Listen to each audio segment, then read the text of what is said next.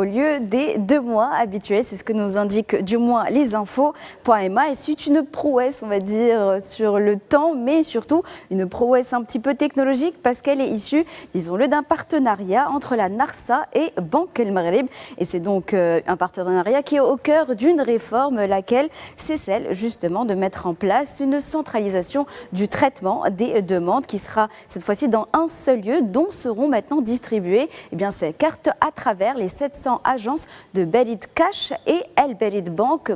qui sont présentes dans le royaume. C'est donc une stratégie de modernisation où plus de 1,5 million de documents devraient être traités en 2026, donc cette année. Mais c'est un volume qui est appelé à doubler au cours des 2 prochaines années. Ça va très vite, aussi vite que la NARSA, qui ne s'arrête pas là et qui pense même intégrer l'intelligence artificielle dans ses processus, et notamment celui de l'obtention du permis de conduire, où selon Le Matin, l'examinateur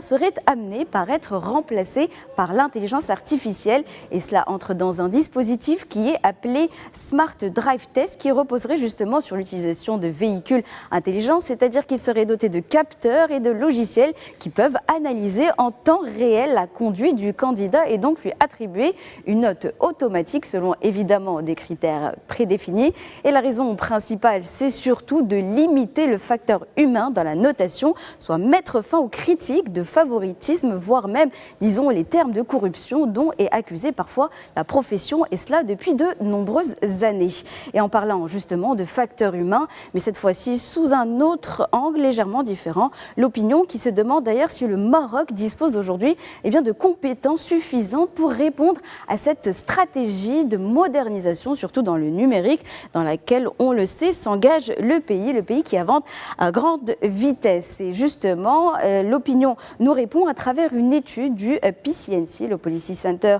for the New South, qui constate que plus les entreprises marocaines se modernisent, en particulier dans les domaines du digital, de la transition écologique, encore de l'innovation, plus elles manquent de compétences. Et aujourd'hui, plus de 33% des entreprises donc modernes dans les secteurs dont nous avons parlé pointent un manque de compétences versus seulement un peu moins 20% pour les entreprises dites classiques. Ce sont aussi des chiffres de la Banque mondiale. Les causes principales dont parle l'article, ce sont des systèmes de formation qui ne s'adaptent pas encore assez vite aux transformations économiques qui, elles aussi, disons-le, évoluent très très rapidement. C'est donc une modernisation numérique et digitale qui avance à vitesse grand V, mais qui doit aussi moderniser les compétences des agents